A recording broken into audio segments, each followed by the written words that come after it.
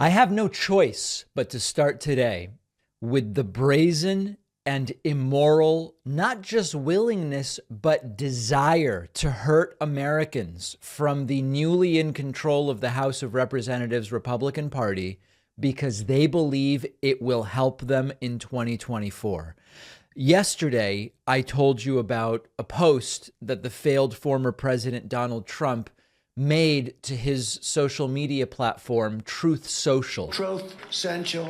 And to review that post, let's just put it up on the screen, where Donald Trump said, in all capital letters, quote, "Republicans can get almost everything back that the old broken crow Mitch McConnell and the real leader, China-centric Coco Chow, stupidly gave up to the Democrats over the last 2 years by simply playing tough in the upcoming debt ceiling negotiations. With the right negotiators, like all of those involved the other night on both sides for Speaker, it will be a beautiful and joyous thing for the people of our country to watch Make America Great Again." Now, you sometimes have to read between the lines when Trump speaks because it's not even clear. He knows what he's saying. In this case, he does know what he's saying. He is saying, shut down the government over the debt ceiling, damage the country, which will then show people how much they want Republicans in power and they will vote for us in 2024. Now, it was not just Donald Trump who became willing to say this over the last 24 hours. We have countless more examples now, and I'm going to look at a couple. First and foremost, last night, Sean Hannity, Fox News propagandist, hosted some kind of a sort of town hall type event with the new Speaker of the House, Kevin McCarthy. And here is Sean Hannity suggesting to Kevin McCarthy, shut down the government. Shut down the government when it comes down to the debt ceiling debate. Take a listen. By the way, what they did in the Senate, I believe, as a conservative, that was a disgrace. Yeah. I think, and they knew you were coming into power, and they knew they could have Why had more. wouldn't they just Why? wait? If they waited, then we'd have a stronger hand. Exactly. We wouldn't be increasing it. And they increase the baseline where it just adds so much more to our children. Let's talk about a moment, maybe it comes sooner, maybe it comes later, on the debt ceiling. And you know how the argument will unfold. It'll be Republicans are shutting down government. I've been around this game too long. Government never shuts down. Essential services will exist. Grandma, mom and dad, they're going to get their Social Security check. Medicare is not going to be shut down. The military is not going to be shut down. Now, there might be people that get furloughed, but odds are pretty high that when they get their free vacation, they will get back pay. But that will be the argument. Yeah. So Hannity likes the idea here of the government shutdown. Now the question will be, it'll become a game of chicken. And that is, Republicans are shutting down the government and they're not willing to raise the debt ceiling. And you're going to say, what? Well, listen, it doesn't have to come to that. I've already spoken to the president. Let's sit down now. Yeah. So Hannity likes the idea, and he says they'll say it's bad for the country when the government is shut down, but it's not really that bad for the country. Now, I disagree with that, and I'm going to explain that to you in a moment. Here's another example. New Republican Congresswoman Anna Paulina Luna. She says she's also willing to support a shutdown of the government. Oh, I just stand by because it's going to be a wild week. Well, you know, some of your more moderate members within the Republican Party, as I'm sure you know, say that's a dangerous thing because it sets up almost a guaranteed government shutdown, and that because spending has been tied to renegotiating the debt limit or extending it, it's inevitable. Do you think it's inevitable that we'll be looking at a shutdown because of some of these measures that the Speaker agreed to? I hope it doesn't get to that, but I'm willing to support one. And I do think that the Speaker made the correct decision in ensuring that we do cut against some of this pork runaway inflation and spending. And so she's willing to support a government shutdown. Now, of course, there's two sides to this.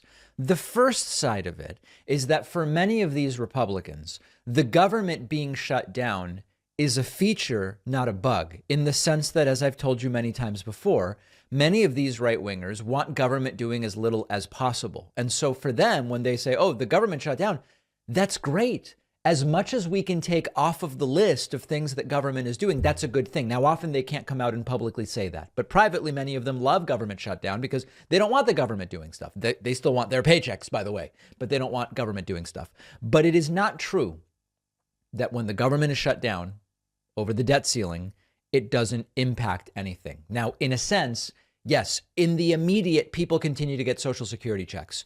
But when the government shuts down, essential government services stop being funded. That does include Social Security and Medicare. Now, in the immediate, people still get their checks, but it is not indefinitely true. And so the idea that it has no impact is, of course, a lie.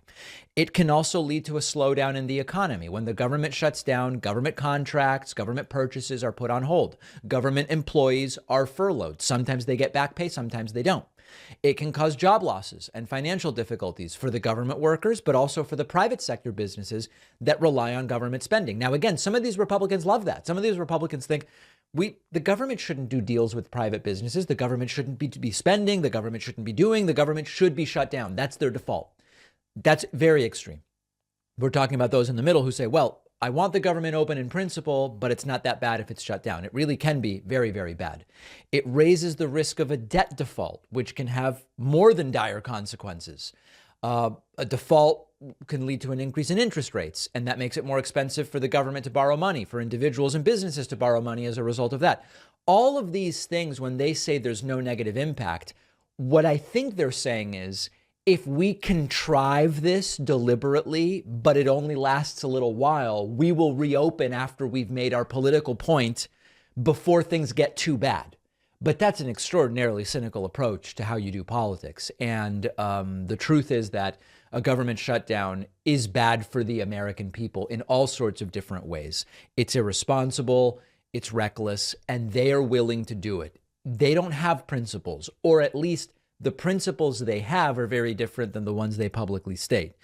A real principle for the 2023 Republican Party, or House Republicans, we could say, is let's do whatever we think is best for us politically over the next couple of years. That's a real principle. The principles they'll state are, we're for small government conservatism and freedom and liberty and the Constitution and supporting law enforcement and blah, blah, blah, blah.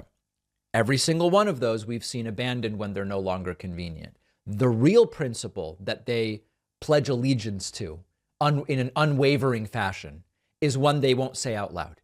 We will do whatever it takes to try to make Democrats look bad and to try to help ourselves for our own reelections and whatever the next election cycle is. They're making it very clear. They're saying it openly. And by the way, they're also now talking about diversity while in a room full of white people, emblematic of what the Republican Party is. I want to talk about that next. Republicans are now bragging about diversity, quite literally in a room full of white people, mostly white men. This, you just have to see it. And I want to talk about diversity in sort of a more serious way and actually take the question of diversity more seriously. Republicans have started to repeat lines like, this is one of the most diverse Republican classes we've ever had. We have more women. We have more this, that, the other thing. They thought they had more Jewish people because they were including George Santos in that. Turns out that that was a lie.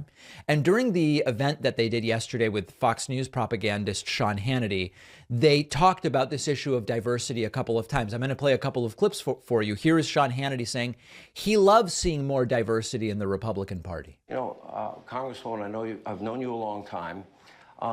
One of the things I'd like to see, and I'm seeing, is more diversity in the Republican Party. To me, the Democratic Party is the party of coastal Okay, I think elites. Coastal elites, yes. And then Elise Stefanik actually talks about it, and she does some of the types of bragging we've heard for the last few weeks from Republicans. Take a look around at these wonderful members. This is the most diverse class of Republicans ever elected in the history of the United States Congress. We have more women than were ever elected before, more Hispanic members ever elected before. Now, as you see the camera panning, it's basically all white men in the room for this very special Republican event. I guess I see 3 women in the background.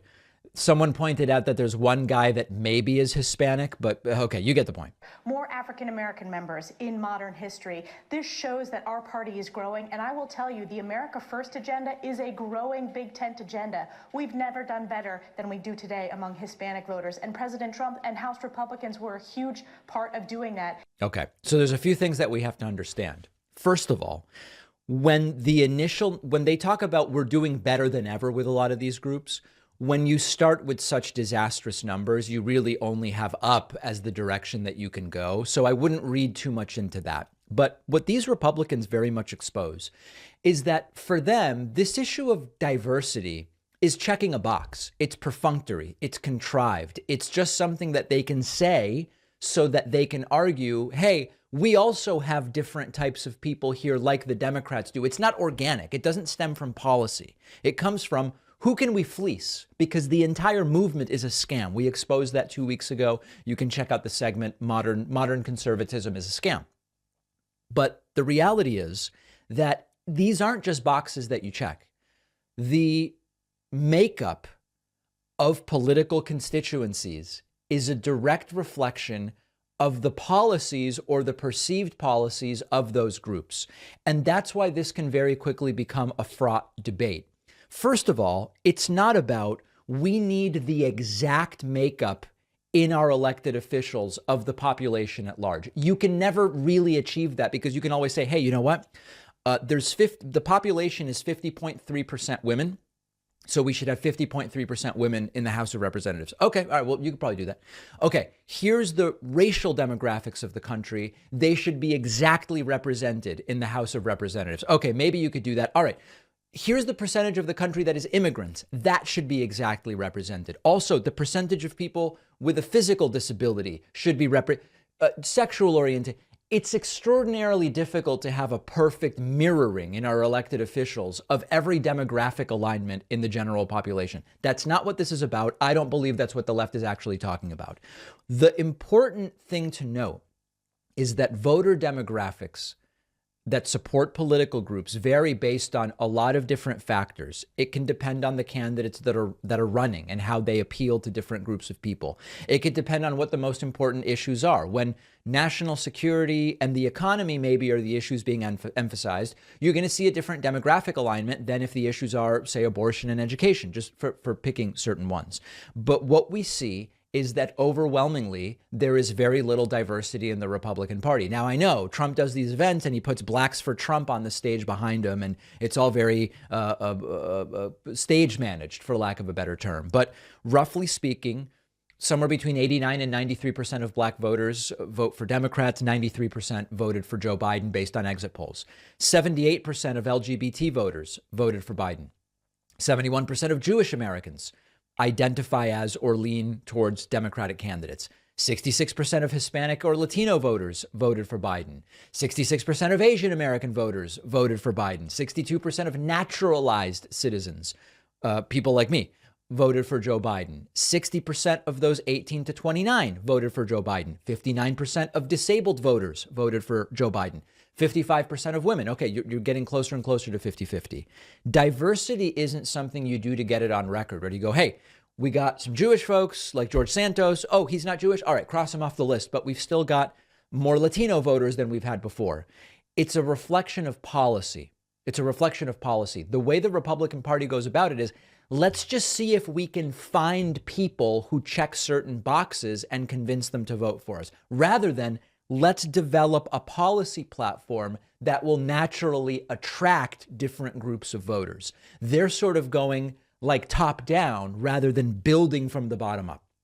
And it's not clear whether that will work as a long-term political strategy. Their numbers have improved slightly over the last couple of election cycles with some of these groups, but with others, they continue to be a disaster. The way the Republican Party sees this issue is just like a product. What kind of a product can we build by adding people who check different demographic boxes? And as a result, they're really not doing well with just about any of these groups. The irony, of course, is as the camera pans, it's all white people and mostly white men, which is really in contrast to the words about diversity that are coming out of their mouths. You know, the last time that Republicans controlled the House was 2011 to 2019. And I think it's important to remind ourselves the things that the House of Representatives focused on and did during the time that Republicans last controlled the House, because yesterday I did the segment for you about things are very quickly getting very stupid in the House now that Republicans control the House of Representatives. And many of you wrote to me, and I could tell that there was sort of a lack of awareness of what things were like during that period that Republicans previously controlled the House. There was a total lack of doing anything helpful to the American people during that period of time. And forget about lack of helpful. Think about the damage that was actually done by Republicans controlling the House for that period of time. Republicans in the House, when they controlled it, voted roughly 50 times to repeal the Affordable Care Act. Now, you could, depending on how you want to slice and dice it and the ways in which they did it, the number might be higher than 50 or lower. Roughly 50 times in some way, shape, or form, Republicans voted to repeal the Affordable Care Act. That was one way that they spent resources when they last controlled the House. Had they succeeded, it would have resulted in millions of people losing health care, including people with pre-existing conditions. Now, thankfully, the repeal effort failed. But the fact that Republicans were willing to strip people of their health care should be concerning to all of us. You might remember also at the beginning of Donald Trump's term in 2017, they proposed that other health care plan, which would have led to tens of millions of Americans losing health care coverage. Thankfully, that didn't become law, but that was a priority for a formerly Republican-controlled House. Republicans, when they last controlled the House, systematically rolled back environmental regulations. They withdrew from the Paris Climate Agreement. They quite literally took actions that worsened the prospects for Homo sapiens on planet Earth. They gutted the EPA's budget, making it harder for the EPA to protect air, to protect water. But they were in control. These are the things they did. They were a disaster on immigration, including separation of families at the border, caging of children. Although they could have moved forward on doing something more permanent with DACA, they didn't, even though they controlled the House and they could have taken some of the credit. And then, of course, on taxes, we can't forget the attempted tax bills Republicans tried to pass but failed to pass, and also what they did pass, including in 2017 under Donald Trump, exploding the deficit, large portion of the benefits going to the top 1%. That's the record of Republicans last time they controlled the House. And there's sometimes enlightened centrists, as I call them, who love to say, well, divided government is good. It's good when one party controls the Senate and the other the House so that nobody gets too much power. It's meaningless pablum. It's just something people say to sound like they are thinking critically and moderate and whatever else. When Republicans get control of a legislative body, they do horrible things. Now, when Democrats have control, they often fail to accomplish things as well. But there's really no comparison here. And so when we think back to that period of time, it really serves as a disturbing preview of what we're up against over the next 2 years. Don't forget that the best way to support the David Pakman Show is by becoming a member, which gives you access to the daily bonus show, the regular show with no commercials. You also get access to our entire archive of every episode dating back a really long time and plenty of other awesome membership perks. Go to joinpakman.com and use the coupon code BETTER21 for a huge discount. Joinpakman.com. I'm going to admit to you, I'm almost a little bit starting to think about maybe feeling kind of bad for the failed former president, Donald Trump. Look at the people that are interviewing him lately. Look at the sorts of appearances he's doing where he can't even be bothered to put a camera in front of his face. He's quite literally just phoning it in. And even with the friendliest interviewers, just making a complete and total fool of himself. Low energy interviews where Trump just tells a lot of the same lies he's told for a while. But you can tell even his heart's not even really in the lies. And the themes are delusion and the rewriting of history, confusion in many cases, as well as weaponized narcissism. Trump appeared yesterday calling in, of course, on Real America's Voice. And it's just bizarre that he's still trying to get away with these same tired lies. The host is completely friendly, and Trump still can't figure out a way to seem like a normal person. Here is Trump weighing in on the investigation into him. Trump says they should drop the investigation into what I did with all those classified documents because of the 12 documents that were left behind by Joe Biden somewhere that his lawyers immediately found and contacted the NARA, National Archives. Listen to this. And you, of course, have been facing this situation with the special prosecutor. How does this change the equation with what you've been doing with the Justice Department to get this matter And remember, the question is, how does the Biden thing change your situation? The answer is not at all. resolved? Well, I think it totally changes it. I mean, he's under this federal act that's very tough, and I was perfect under the Presidential Records Act. We were negotiating with NARA. Now, you know, NARA is a far left group of people. That's not true. I don't know if you know or if you've ever heard. They've essentially red flagged the Constitution of the United States and the Bill of Rights. They said it's a dangerous document. Yep. I mean, this is what we're dealing with. Yep. These are people that, look, they have some real difficulties. So listen, first of all, if you are accused of murder and then someone else gets accused of murder, they don't stop investigating you. They investigate both of you. And maybe of the two people accused of murder, one person did the thing and the other didn't. The fact that Trump is being investigated for taking, at his direction, tons of documents down to Mar-a-Lago, trying to avoid returning them, hiding them, moving them, on and on and on. The fact that Trump is accused of that has no connection whatsoever to the fact that a few documents were found by Biden's lawyers. They immediately called the National Archives and said, we've got to get these back to you. Investigate Biden for that. I'm fine with that, as I've said yesterday. But number one, it has no connection to anything that Trump is accused of doing. And number two, look at the differences in how they handled it, as we talked about yesterday. Trump then weighing in on the new speaker. And Trump, I guess, tries to make the case that he deserves the credit for Kevin McCarthy being speaker. It came down to crunch time. You know, you had 20 people that were pretty hard line, and they happened to be very good friends of mine, almost all of them. I would say all of them. Right.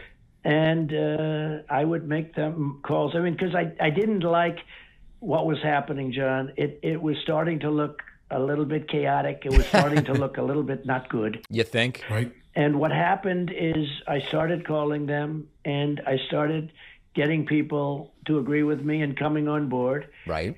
And as you know, Matt Gaetz is a very good guy, and he's a strong guy. And I called him big, strong guy, and he was crying when I spoke to him. And I mean, it was just about over where they were going to leave. And I think that if they left, think of it, if they left and you had 2.5, 3 days in between, I don't know that anything would have ever, you might have ended up with a Democrat, to be honest with you. Trump wants us to believe that were it not for him, not only would McCarthy not be speaker, maybe Hakeem Jeffries would be the speaker. I don't know that this thing ever would have gotten done. Your moderates would have left. Other people, it would have been a disaster. Right. And that's when Matt ran up to the front of the room and he said, I'm changing my vote. I'm changing my vote. And he's a great guy. Yeah. Now, understand that after Trump issued a not quite full-throated endorsement of Kevin McCarthy for House Speaker, it took like 12 more rounds of voting before McCarthy ultimately became the speaker. And if we learned anything from the speaker vote, it's not how much power Trump still has. It's how diminished his power actually is. Trump then, of course, weighed in on one of his favorite topics, COVID, and favorite insofar as he loves to claim he did great on handling COVID when he was president. He did not do great. Doing it, and then we got hit with COVID, Right. and we had to help the people with COVID. That's you know, right. if we would have done that, this country would have, I don't think it would have existed. You know, Right. It was, we did a great job with COVID. I've always felt that, you know, people give me a lot of credit on foreign policy and the economy and things. No, they don't. But they don't like doing it on COVID. I think I did among the best jobs on COVID because all of a sudden something came in that nobody had any idea what it was. We were Right. flying But we blind. knew it was killing a lot of people. And, you know, I closed it to China. So now COVID was serious in retrospect. Remember, 15 cases will soon be 0. Don't be afraid of it. It's fine. Now it's, it was terrible and I really handled it well. A lot of people didn't want me to do that. Almost nobody wanted. That saved a lot of lives. But, you know, the COVID thing, obviously we had to go guns a-blazing with the money, and we had no choice. Otherwise, you know, we had to. Remember, 15 cases will soon be 0. What about injecting bleach? Don't be afraid of it. The shutdowns are worse than the disease, on and on and on. And the truth is, the proof is in the outcome. World leaders who handled COVID well were all easily reelected. And there is no doubt that Trump would have been reelected if he from the beginning had said, this is really serious and we're going to do the best job by being the most aggressive here. Let's all wear our masks. We're going to offer you MAGA masks that you can buy. Let's all do all these things. Instead, they went after an 80-year-old doctor. That's the approach that they ended up taking. Okay, last thing. Trump wants Hannity to write so that Hannity can get the Pulitzer and I guess bring back some prestige to an award Trump believes is no longer prestigious. Yeah, you sued them. To get the Pulitzer Prize for Russia reporting. And, you know, the prize reads to the effect on your great and brilliant reporting on Russia. Well, they got it wrong. It was the exact opposite. You should get the Pulitzer Prize. Yeah. Sean Hannity should start writing a little bit and get the Pulitzer Prize. Okay? Hey. You guys and Sarah. Yeah, Sarah Carter. There was a group of people that got it right from the beginning. And, you know, I'm suing Pulitzer now because I'm saying you got to take the Pulitzer. I'm suing Pulitzer now, you know. Completely deranged and delusional. And I mean, listen, how about just do the George Santos? Claim that you got the Pulitzer Prize and the Nobel Peace Prize and whatever else, a Purple Heart, and you lived in the belly of a whale. Just claim that you did this stuff. But very, very strange. Trump deflated, Trump confused, Trump disoriented, but as narcissistic as ever, even in his rewriting of history. Maybe at some point soon he'll show his face in one of these interviews. That would be an interesting thing to see. But for a guy who criticized Joe Biden for campaigning from his basement, Trump's barely left his house since he announced he was running in 2024 back in November. Very strange stuff. Donald Trump's former CFO is going to jail. We're talking about Alan Weisselberg. He has indeed been sentenced. And this is starting to get closer and closer and closer to the inner circle of the Trump world. CNBC reports former Trump Organization CFO Alan Weisselberg sent to jail for 5 months in the tax fraud case. Former Trump Organization Chief Financial Officer Alan Weisselberg was sentenced to 5 months in jail after pleading guilty to multiple tax crimes related to former President Trump's businesses. Weisselberg was expected to begin serving his jail term in New York City's notorious Rikers Island facility. Following his sentencing hearing, Weisselberg and several of Trump's business entities were charged in what prosecutors called a systematic scheme to defraud state and federal tax authorities spanning more than 15 years. The article goes on to say that the 75-year-old was handcuffed and led out of a Manhattan courtroom shortly after 2:30 Eastern, with a very brief sentencing hearing before the state judge Juan Merchan. He will be immediately transported to Rikers Island. Now, some of you are saying, David, sir, I'm crying because Weisselberg isn't being shipped up to one of those swankier federal facilities. My understanding is that because his sentence is shorter, I believe under a year, although fact check me on that, he goes to jail rather than prison. And based on the location, it's Rikers, which is not exactly a place you want to spend too much time if you can avoid it. Now, of course, the questions continue to be, Georgia grand jury is done, and we will soon know whether Trump is getting indicted there. January 6th committee is done. That was in the last Congress. Now it's Republicans control the House. January 6th committee is done. January 6th committee of the previous Congress made a criminal referral of Trump and others to the Department of Justice. We are waiting there to see whether Merrick Garland will, as some like to say, have the testicular fortitude to charge Donald Trump. And then third, we've got things happening in New York, and those relate to Trump's business in great part and other things. And there remains a sort of general question mark as to whether there may be charges there. So we may end up with no charges against Trump. We may end up with charges from one of these areas, New York, Georgia, federal charges. Could be 2 and it could be 3. If it's 3, and I don't think that that's particularly likely, what does it do for Trump's campaign? And is Trump actually looking to bail on the campaign anyway, given how disastrously it's going? Questions we will hopefully soon answer. All of the clips I've played here, you can find on our Instagram at David Pakman Show. And please, please, please make sure that you are subscribed to the YouTube channel at youtube.com/The David Pakman Show. You know, there's this thing called the bystander effect. People walk by, someone's being brutally beaten on the street. No one calls the police because they assume someone else is going to call. Real story from history. Don't allow the bystander effect of someone else will subscribe and help them get to 2 million subscribers on YouTube. Don't fall for that. Be the person. It costs nothing. It's just a click. and you get us one step closer to an incredible milestone, 2 million YouTube subscribers. If you value what we do at The David Pakman Show, remember to support us on Patreon. Go to patreon.com/David Pakman Show, where you can get access to behind-the-scenes videos, the Daily Bonus Show, the commercial-free Daily Show, as well as special discounts on merch, including hats, hoodies, mugs, and T-shirts. You can support the show for as little as $2 a month.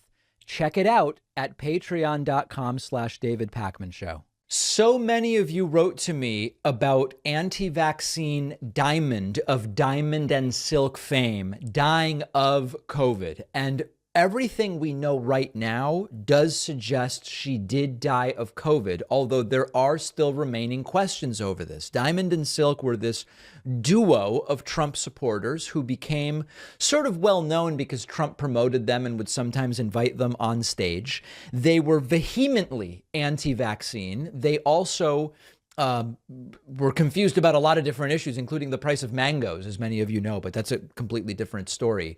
The belief right now is indeed that the death was the result of COVID. They were very aggressively anti-vaccine, which we will talk about. AP reports Diamond of the pro-Trump duo Diamond and Silk dead at 51. Lynette Hardaway, an ardent supporter of President Donald Trump, and half of the duo Diamond and Silk has died. Hardaway, known by the moniker Diamond, carved out a unique role, I'll say, as a black woman who loudly backed Trump. Her promotion of COVID falsities eventually got her dropped from Fox News, but she landed on another right-wing cable platform. The pair's verified Twitter account asked people to, quote, please pray for Diamond in a November tweet, but did not elaborate on the circumstances.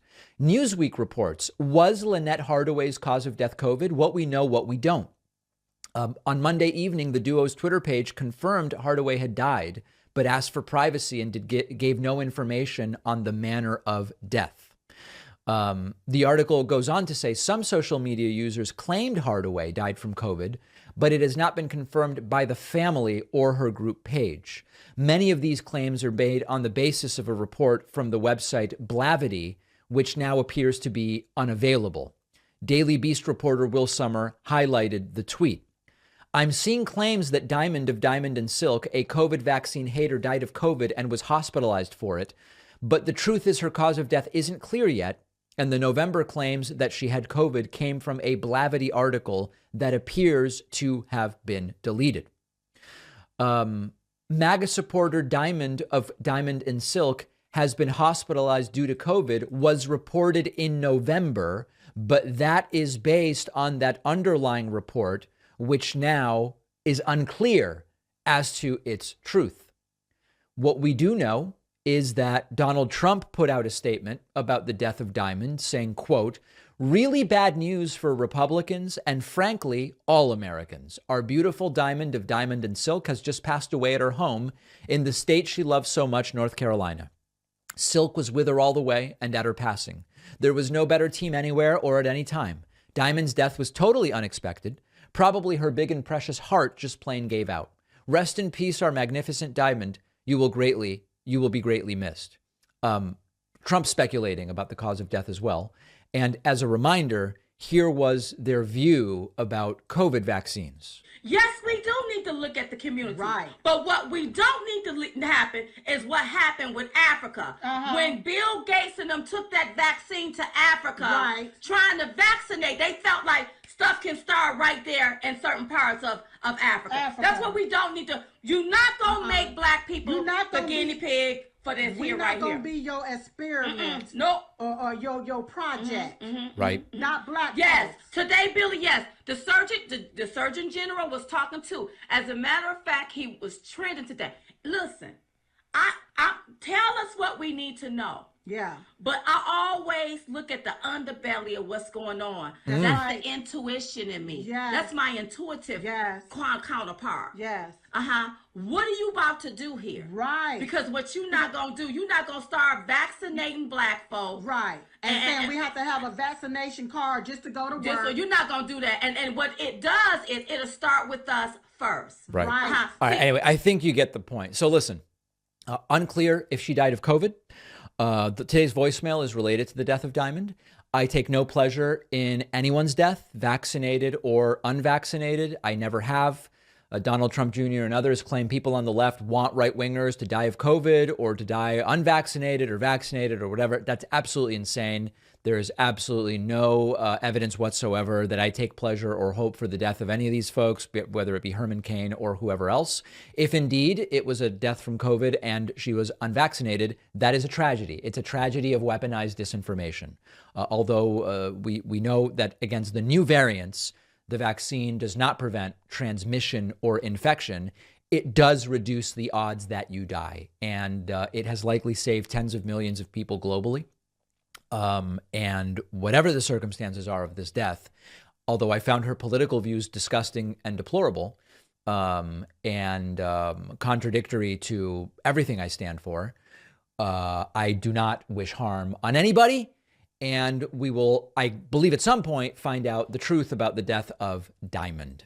I want to play a video for you of an attendee at a Turning Point USA event where a woman blames Donald Trump for millions of vaccine deaths. What? What? How? What is she talking about? She says, I'm a DeSantis gal because Trump led to millions of vaccine deaths. Listen to this. Trump or DeSantis? Right. DeSantis all day. Why? Well, because I don't like vaccine salesmen, and millions of people are being killed all across the world, and I blame Donald Trump for that. Right. Trump helped develop the vaccines, she believes, anyway, and therefore Trump is responsible for the millions of vaccine deaths around the world. You know, I think at this point in January of 2023, if you still believe the COVID vaccines have killed millions of people, I doubt I can say anything to bring you back to reality, but this has been floating around for a long time. There's just no evidence that people are dying from the COVID vaccine. It's important to understand that when these folks talk about the VAERS system, Vaccine Adverse Event Reporting System, VAERS, anybody can submit anything they want to the VAERS system. It's not a definitive source of information on vaccine safety. The submissions to VAERS include anything that happens after vaccination, whether it's related to the vaccine or not. You get a heart attack and die 10 months after getting vaccinated, it can end up in VAERS. And people like this woman will say that's a vaccine death. VAERS is a passive surveillance system. It relies on people like you or me or a healthcare professional to voluntarily report events that take place. It doesn't capture all adverse events. It doesn't link adverse events to the vaccine. It doesn't do any of those things. I even, on a live stream, filled out such a report. I didn't hit submit because I don't want to be part of the fraud. But anybody can just go in and say, got the vaccine and died. It's not useful in figuring out whether people are dying from the vaccine. And when we ask the question, do we have evidence that people are dying from the COVID vaccine? The answer is no. You have a combination of lies and then just correlation that is not causation in any way. Car accident 9 months after the vaccine shows up in VAERS. What? Is that representative of the spirit of what we're trying to track? It is not. So unfortunately, this stuff is still around. It's continuing to circulate. I don't know that I can single-handedly shut down the disinformation. But the interesting thing with this particular woman is DeSantis also said, go and get vaccinated. He later backed off and said, well, no mandates and not these people and that, and consider that the other thing. But DeSantis was also out there saying people should get vaccinated. I don't think I can change her. I don't think I can change any of these people. But at some point, if we can, it's good to introduce a little bit of reality to some of these discussions. Follow us on social media, interact with the David Pakman Show community, see exclusive content, see when we're taking calls live, and stay up to date on other big show announcements. We post daily. Find us on Reddit, Twitter, Instagram, Facebook, Discord, and TikTok. I want to revisit with you taxation is theft. It's the little brother to taxation is slavery that we sometimes hear from Republicans and right-wingers. New Congresswoman, a Republican, of course, Anna Paulina Luna, pulled out taxation is theft yesterday when being interviewed on Fox Business by Neil Cavuto. Let's listen and then discuss the endless, bottomless absurdity of this silly claim that some Republicans like to make. I'm not going to say that I want to cut defense spending, but I will say that I think it's important that we are looking to make sure that we are getting the best deal, especially on some of the stuff that we're spending money on. So I think that we need to have those discussions. But more or less what I've heard in some of these negotiations is we're talking about programs that aren't going to the necessities that we, the American people, need, i.e. protections. I'm talking about some of these woke ideology, these funded programs, and for example, these salaries for these additional weaponized 87,000 IRS agents, which you saw we tried to pass, yet the Senate and even the Biden White House is pushing back on. Sir, I say taxation is theft, and I don't want any more IRS agents than you probably do. So, wait. All right, I'm going to restrict this segment to taxation is theft because it's interesting. Okay, so first of all, Anna Paulina Luna's salary is paid by taxes. So if you really believe taxation is theft, then you should be refusing your salary. You should reject such an ill-gotten and stolen salary. If you actually believe that taxes are theft because you're being paid with stolen money, sort of makes you an accessory to the theft. That's number one. She's not rejecting her salary that I'm aware of. But let's talk about taxation as theft. Taxation is theft every once in a while rears its ugly head, usually among libertarian circles, but sometimes among reactionary MAGA as well. Taxation is not theft in a number of different ways. First of all, nobody is forcing you to pay taxes in the sense that you have the option to work or not to work. Don't want to pay taxes? Don't work. Oh, but then how would I fund my life? Well, you have a choice. Secondly, if you believe that the taxation system in the United States is theft, you can try to go to a different country that might have a different system. What you might find is that the countries in which you can get away with paying no taxes aren't places you probably want to live. Now, you might say, well, David, every country has taxes. So, well, if your argument is the American government is stealing through taxes, you're free to try to go somewhere else if the immigration law will allow you and if the tax law is more favorable to you. Number three, you have decided to be here in the sense that you either immigrated here knowing that there are taxes in the United States, or your parents immigrated here and then birthed you, or your parents were born here and chose not to leave and birthed you here into this system where there is taxes. So you do have recourse. Your parents had recourse. There are options here. And then number four, you can also lobby to get elected officials who agree that taxation is theft. And if they get elected, they can try to eliminate taxes. So it's not theft and it's not slavery. Now, the bigger picture, of course, is there is no way to have a civilized society without taxes. Anthropological research and other sociological research tells us that usually they talk about 150. It's called the Dunbar number. When you get to 150 people, organizing 150 people, you need some centralization and some decisions that are made thinking of the group as a collective. If you don't, you have untenable situations that would prevent Homo sapiens from ever advancing to the point at which we are now. Ideas of every road can be private and, you build a road and then you just charge people to go on it and every road is private, or police is private and fire is private. These things quite literally do not work once you get beyond groups of 150 people. And so these folks are living in a complete and total fantasy world. Usually you don't hear straight up taxation is theft from elected officials in the House of Representatives. You hear it more from activists. You hear it more from anti-tax groups or libertarian groups. But to straight up hear taxation is theft from someone in a position of power like this really shows us the degree of radicalization in the current Republican Congress. And it is very, very scary. As I've been telling you all week, Marjorie Taylor Greene, Republican Congresswoman, now wants to be taken seriously. And unfortunately, it's looking increasingly like corporate media is going to help her. There's a really good article in Salon by Amanda Marcotte, which makes a lot of the points that we've been making on the show this week about Marjorie Taylor Greene. And Amanda writes, quote, Marjorie Taylor Greene wants to be a mainstream Republican now. Sadly, the media will let it happen.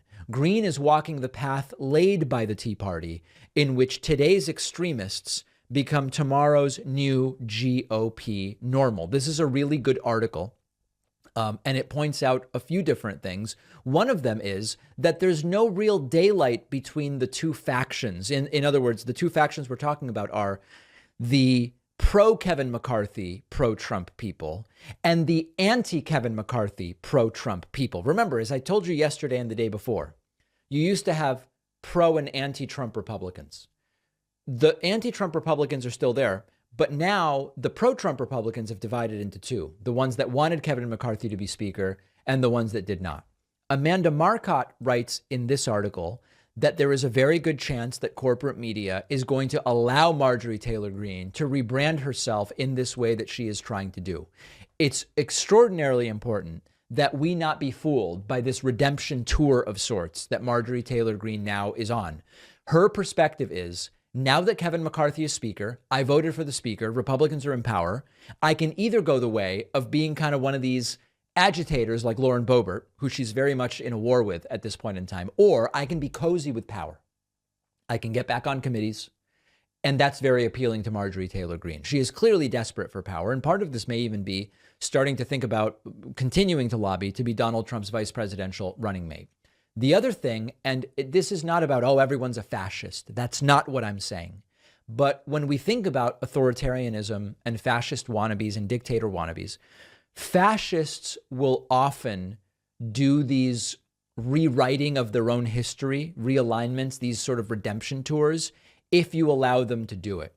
They will sort of mention some of my past views were either mistakes or jokes, which I regret. Marjorie Taylor Greene did that on Sunday, where she said, I got sucked into some stuff on the internet, like it happens to everybody. And if you allow them, they will rewrite their own history. Marjorie Taylor Greene is desperate for power. She's desperate for credibility and recognition after being a joke removed from committees and essentially a laughingstock for 2 years. And she's probably angling for some position of higher power. It could be within Congress. It could be as Donald Trump's running mate. She wants to go from Jewish space lasers to I'm normal, I fell for some stuff, but please forgive me. Now I'm really a mainstream Republican, just like Mitt Romney or something like that. Corporate media should not allow her to get away with that.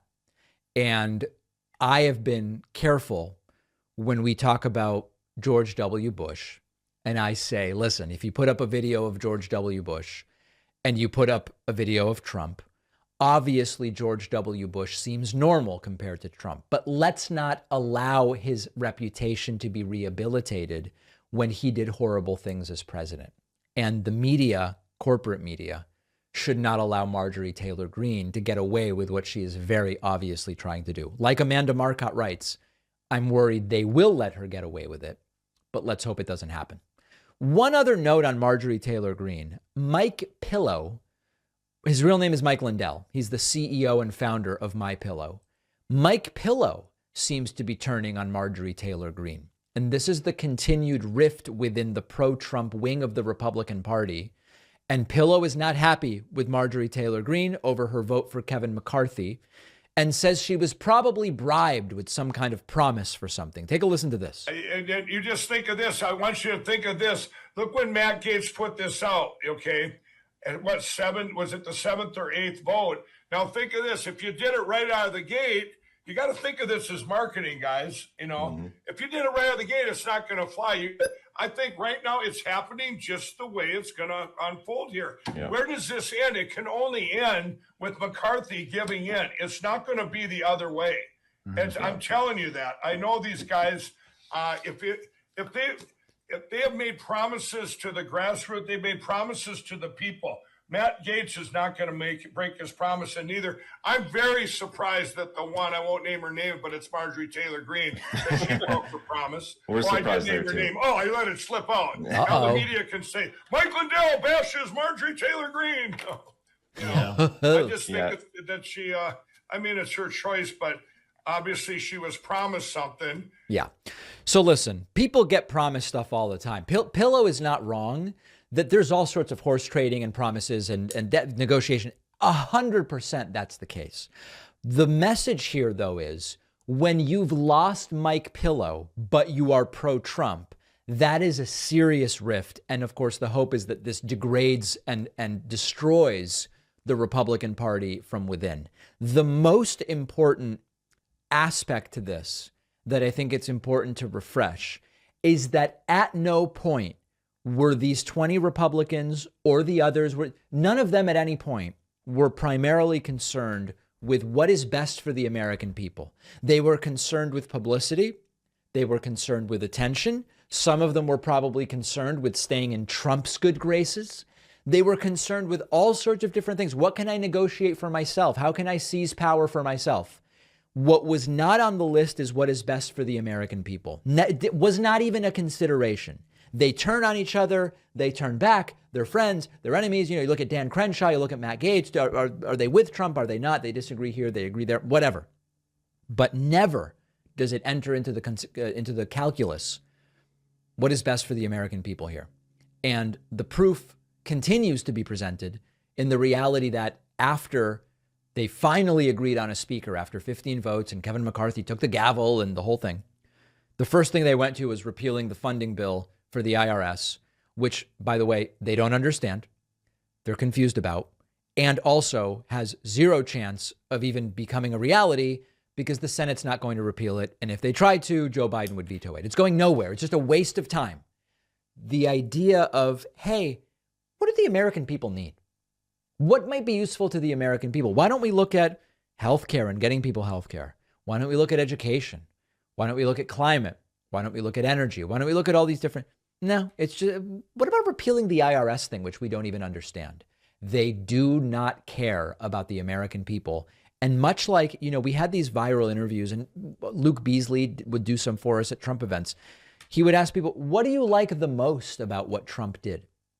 And the answers were either something Trump didn't actually do or something Trump did that has absolutely no impact on their lives whatsoever or has a negative impact.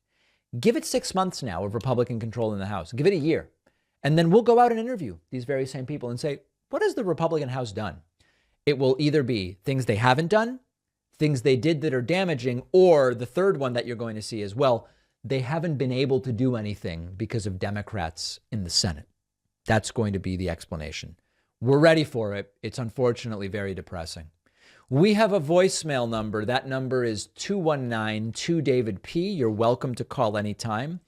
Our anti-vaccine friend, I guess, Eric from Mass called in, and he really assails my character in a horrible way, claiming that I'm happy that Diamond died. Take a listen. Hey, David, it's Eric from Mass. You must be psyched. The Diamond and Silk died. Ugh. You're rooting for all your political opponents to die from COVID. I have never rooted for anyone to die of COVID. And Trump should be arrested just because people have different thoughts than you do.